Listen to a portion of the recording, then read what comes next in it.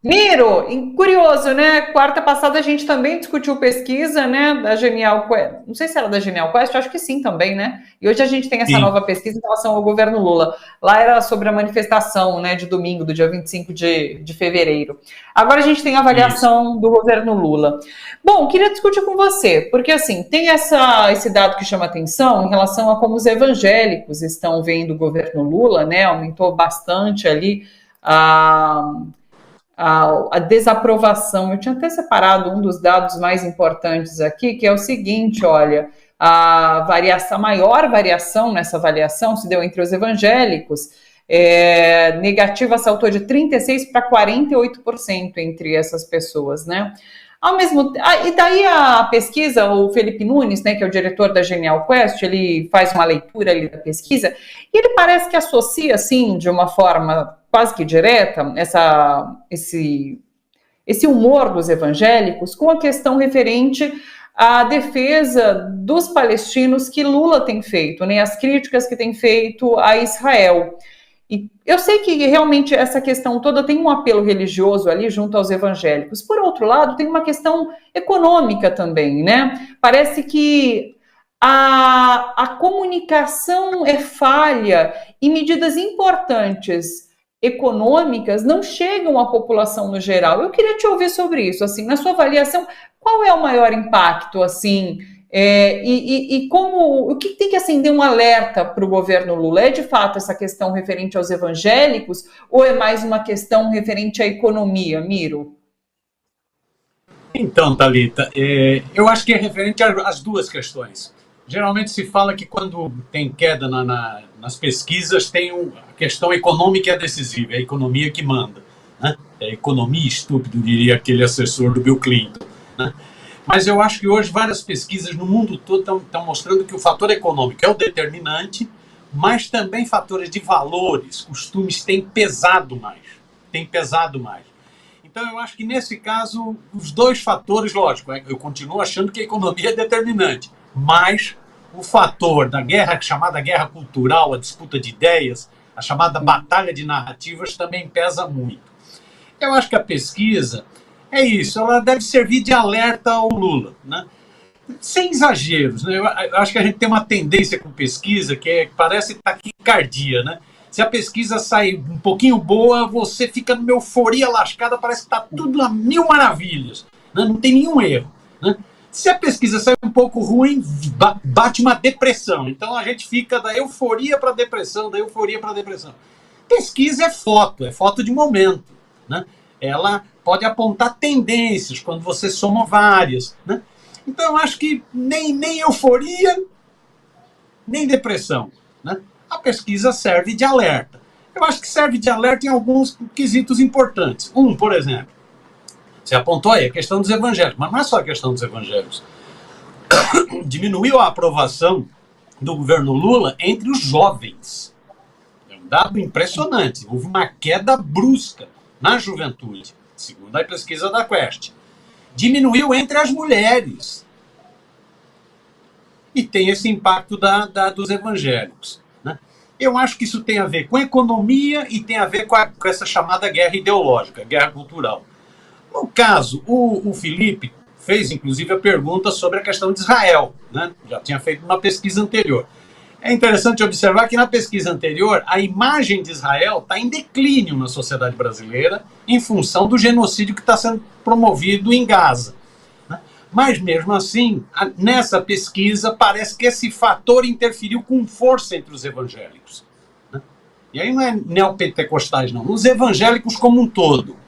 Ainda que essa pesquisa foi feita de 25 a 27 de fevereiro, esqueci de mencionar, isso é muito importante, porque foi antes de quinta-feira passada, quando Israel atacou ali, atirou contra aqueles palestinos famintos que buscavam ajuda humanitária. Foi antes desse episódio que, para mim, assim, é um ponto de inflexão também nesse sentido de apoio a Israel. Então, só um detalhe em relação à data. Não, é corretíssimo, é corretíssimo. Tanto é que o presidente Lula, a vida vai demonstrar, o presidente Lula falou, a vida vai demonstrar que eu estou certo. O que está ocorrendo em Gaza não é uma guerra com o Hamas, é um genocídio do povo palestino. É um genocídio do povo palestino. Né? Então, a pesquisa, esse fator pode ter pesado entre o chamado público evangélico, que não é só neopentecostal. Neopentecostal é a última fase, né? São os pentecostais, os evangélicos tradicionais. Pesou, né? E pode ter pesado. Porque aí é uma verdadeira batalha de ideias na sociedade. E aí entra a questão da comunicação. Nessa nós estamos perdendo. Nós estamos perdendo porque a mídia tradicional, aí todinha ela, televisão, rádios, tem bombardeado o presidente Lula, desde aquela declaração que apontou que, desde antes, quando o Brasil se propôs a um acordo de paz, a uma trégua, né, ao não colocar o Hamas como grupo terrorista, mas criticar o terrorismo do Hamas, que é o que a ONU faz, né, a mídia já vem batendo no presidente Lula todo santo dia, todo telejornal, todo rádio, é impressionante, é impressionante. E isso só vem aumentando de tom. Então, nessa semana, por exemplo, na semana retrasada, quando o presidente disse que aquilo era um genocídio, né, e que se comparava ao que Hitler tinha feito com os judeus, né, pronto, a mídia tradicional caiu de pau. E não tem contraditório. Você não vai encontrar na Globo contraditório. É só crítica ao governo brasileiro, crítica ao governo Lula. E a televisão chega a 93% dos lares brasileiros, né? Então, você apanha na mídia tradicional. Aí você vai para o esgoto digital, aí a coisa piora, porque aí o esgoto digital, grandes investimentos, muita militância para criticar o presidente Lula. Inclusive para aproveitar esse drama internacional para fazer campanha interna, para mobilizar para o dia 25. Foi um dos fatores mobilizadores daquele ato do dia 25, foi exatamente essa questão de Israel. Então você apanha na mídia tradicional, apanha na mídia digital e apanha nos templos. Aí é barra pesada. Então, o governo Lula é novamente aquela discussão sobre a questão estratégica da comunicação. Se estamos preparados para enfrentar essa verdadeira guerra ideológica na sociedade brasileira. A pesquisa mostra o seguinte: sinal de alerta. Quando você unifica TV e rádio da mídia tradicional, mais esgoto digital de extrema-direita, mais templos, é uma surra. É uma surra. Isso pode ter se refletido na pesquisa, né, antes desse episódio do ataque ao caminhão de ajuda humanitária. Né, pode ter se refletido. Né, numa posição que o presidente Lula é uma posição de princípio. O presidente Lula não é pragmático exacerbado ao extremo. Posição de princípio, de condenar o genocídio, defender a paz, defender os dois estados, tal, posição corretíssima do presidente Lula. Mas aí você tem todo esse bombardeio comunicacional da mídia digital e dos tempos. Aí é barra pesada. Isso então coloca para o governo, nesse sentido, é sinal de alerta. O governo está preparado para enfrentar a guerra que vai ter pela frente? A guerra comunicacional que vai ter pela frente? Eu acho que isso a pesquisa ajuda a perguntar. Acho que a outra componente é essa componente econômica. Aí, Thalita, é barra pesada. O governo Lula tem feito um verdadeiro milagre com a economia. Não é sorte, é verdadeiro milagre. Ele tem feito de todos os movimentos para destravar a economia. Ontem mesmo no anúncio, né, de investimento em alimentação, ele chegou e criticou a burocracia, criticou os que ficam falando que não tem dinheiro, ou seja, criticou os partidários do austericídio, disse que estava de saco cheio disso, disse que é para pôr a mão no bolso, que é para gastar, que a questão da fome, do combate à fome é prioridade zero. Ele tem feito um grande esforço para destravar a economia e para chegar no povão. Só que a economia segue travada, é isso. Nós temos um problema seríssimo. A política monetária brasileira, essa política implementada pelo independente, autônomo Banco Central, que é independente e autônomo do povo, é ligado ao capitão rentista, encabeçada por um bolsonarista rentista, né, que é o Roberto Campos Neto, Bob Fields Neto. Essa política monetária é um desastre para o crescimento do país. É um desastre. Se eu junto a isso a política fiscal, mesmo a gente tendo superado o teto de gasto, o arcabouço fiscal, como disse o André Singer outro dia, o arcabouço fiscal é muito limitador. É muito limitador. Então, isso vai ter reflexos na mesa do povo. Não é para a alimentação está tendo aumento de preço. O índice está constatando isso. Tem aumento de preço. Aí sente no lar. Sente no lar. Então, mesmo com tudo que o governo Lula tem feito na área econômica, para destravar, não é a sorte do Estadão, para destravar a economia, mesmo com dados econômicos positivos de queda de desemprego, de aumento de renda, né, de vários programas sociais, de vários programas, ontem mesmo anúncio de um programa que é limitado, mas é um primeiro passo, né, de regulação do setor de aplicativos de 4 rodas, de aplicativos de transporte, é um primeiro passo, limitado, né, mas importante. Mesmo com tudo isso, o sentimento quando chega na mesa do brasileiro é: epa, não está mudando muito. Por isso que diminuiu também a percepção de otimismo no futuro, né?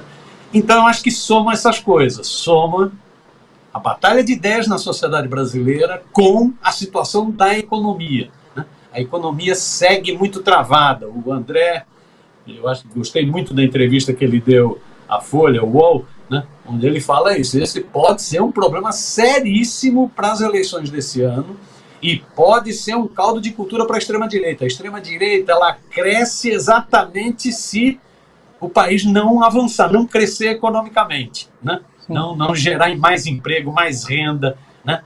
Acesso a bens e tal, né? Você vê, a pesquisa mostra, é alimentação, serviços, né? Onde está o descontentamento. Você pega isso, afeta demais a juventude. É por isso que eu acho que na juventude é perspectiva. O cara quer ter perspectiva, né? O cara está estudando, está se esforçando, se esfarelando para ter perspectiva. Aí o cara fala: pô, não tem perspectiva, né? É na mesa de casa. Então, isso eu acho que a economia aí pesa com muita força. Se a economia estivesse bem, inclusive entre o chamado público evangélico, não, esse discurso, essa guerra cultural não afetaria tanto.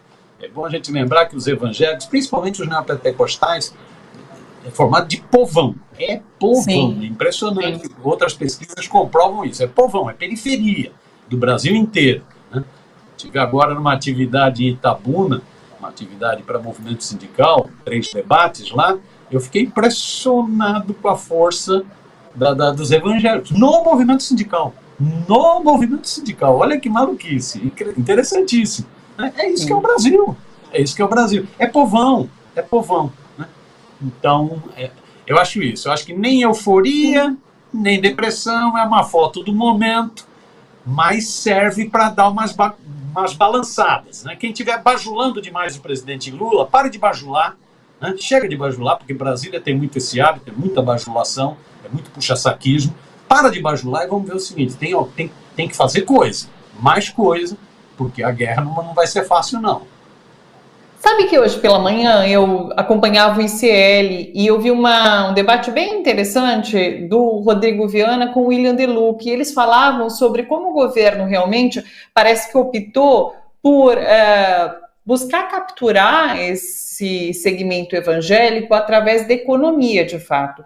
E o William Deluca chamava atenção para como a comunicação é importante, porque principalmente os neopentecostais, muitas vezes, mesmo a situação econômica melhorando, há uma visão ali, há um bombardeio tão intenso por parte da extrema-direita e do bolsonarismo que não consegue fazer uma relação direta da melhora econômica com o governo federal, com o governo Lula, né? E por conta disso, investir na comunicação também é importante, não deixar isso de lado. Essa guerra cultural que você coloca, para além de tudo, são disputas de narrativas, né? Então, assim, o governo precisa, ao mesmo tempo que, claro, foca na economia, porque, como você colocou, grande parte dos evangélicos é povo, são pessoas pobres que precisam dessas melhoras econômicas, não deixar de lado a comunicação, os meios sociais, as mídias digitais, porque isso é muito importante nesses tempos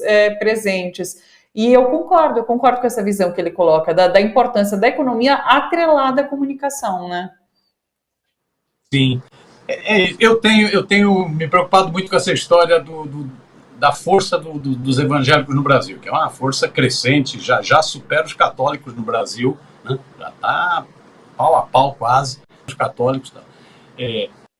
Preocupado, inclusive, em a gente não cair em estigmatizar, né? Não generalizar, né? É uma base muito diferenciada, né? Uma coisa são esses grandes mercadores da fé, esses lobistas da fé, outra coisa é o pastor da cidade, da periferia, da cidadezinha do interior. São coisas muito diferenciadas, né? É interessante, a gente fala assim, neopentecostais, neopentecostais. Por exemplo, quem estava no ato do dia 25 de fevereiro, quem estava no caminhão de som no dia 25 de fevereiro, na Avenida Paulista, não eram neopentecostais. Os neopentecostais não estavam lá. Quem estava eram os evangélicos, eram os pentecostais tradicionais. É isso?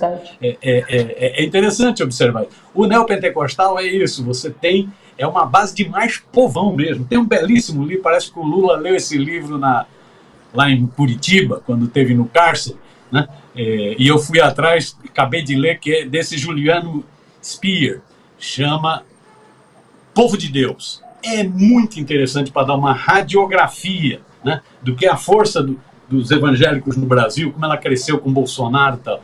Então, eu acho que a gente tem que ver isso. A economia, ela tem um papel decisivo, né? Ela tem um papel decisivo porque se ela cria bem-estar, não adianta o pastor evangélico, pentecostal, neopentecostal, dizer que o mundo está um inferno com Lula, se o cara sentir que a vida dele está melhorando. Isso já ocorreu nos 2 primeiros governos Lula. Já ocorreu. Tanto é que várias denominações evangélicas, inclusive, compuseram com o presidente Lula. Perceberam que se ficasse distante do presidente Lula, perdiam base. Só para citar um, Edir Macedo, compôs, um neopentecostal da IURD. A igreja dele, a denominação religiosa dele, nasce com um anticomunismo virulento. No governo Lula percebeu a mudança na base social, percebeu que a base social estava muito simpática ao governo Lula porque estava melhorando de vida, ele muda de postura. Os pastores percebem isso, ele muda de postura. Tanto é que ele mudou a linha editorial da Record, ele criou um jornal de distribuição massiva, 1.500.000 exemplares, mudou a linha editorial do jornal, né? Ele percebe. Agora você teve uma guinada de extrema-direita, mas tem que ver como isso pega na base.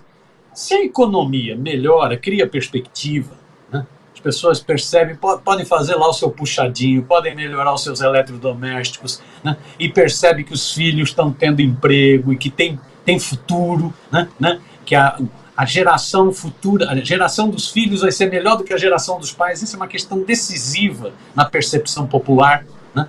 Na percepção, você saber o seguinte, pô, meu filho vai ser melhor do que eu, vai ter uma vida melhor do que a minha. Se faz isso, afeta a base, afeta essa base religiosa. Agora, só isso hoje me parece que está sendo insuficiente, né? Isso tem muito a ver com batalha de ideias feita sem estigmatização, né? Mas feito com coragem, feito com né?